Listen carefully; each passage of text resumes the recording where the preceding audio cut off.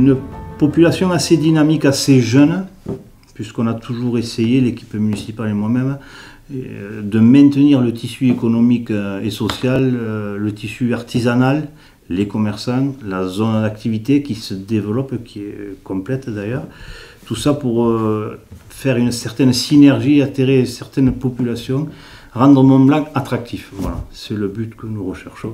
Mont-Blanc, c'est un village qui s'est bâti sur les ruines d'une villa romaine, d'un temple romain, et qui s'est bâti par des gens qui venaient d'Espagne, qui étaient sous domination sarrasine, et ont fondé un petit village. Avec une particularité historique qui veut que Mont-Blanc a accueilli Paul Riquet.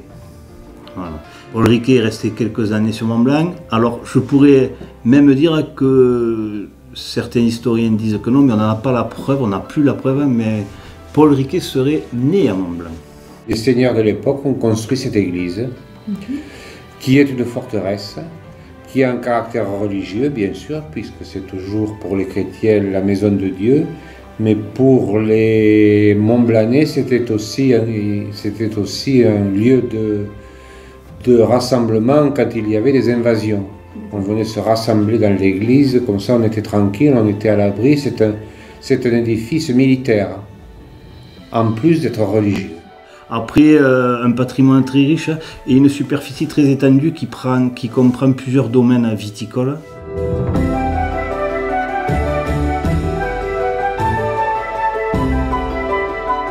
La volonté depuis déjà plusieurs mandats a été de ne pas laisser tomber le patrimoine. On a commencé il y a plusieurs années de ça en arrière par la rénovation petit à petit de l'église Sainte-Eulalie, qui est classée d'ailleurs. La rénovation du four banal, et puis dernièrement la réhabilitation du centre ancien, c'est-à-dire retrouver le centre ancien avec sa place du château vieux comme elle était avant.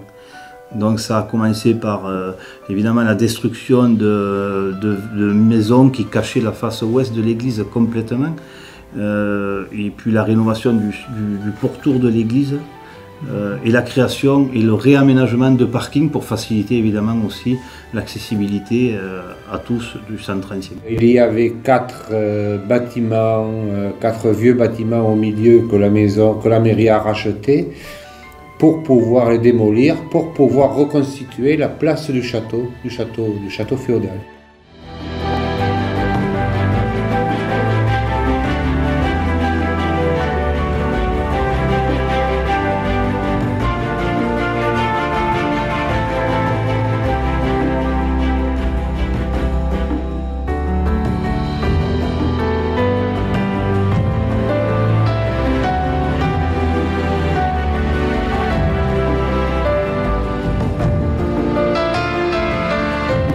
Donc depuis quelque temps, on pousse à de nouveaux systèmes de communication, la mise en place d'applications sur les téléphones mobiles, comme IliWap par exemple, les panneaux lumineux d'information à la population, le site internet qui est alimenté, la communication sur HeroTribune, voilà, qu'on alimente régulièrement.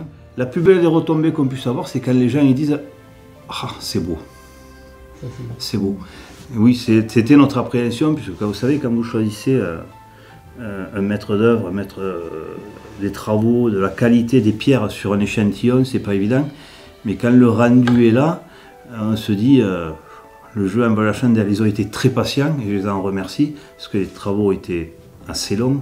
Ouais. On n'a pas été épargné par les minutieux, parce que les minutieux.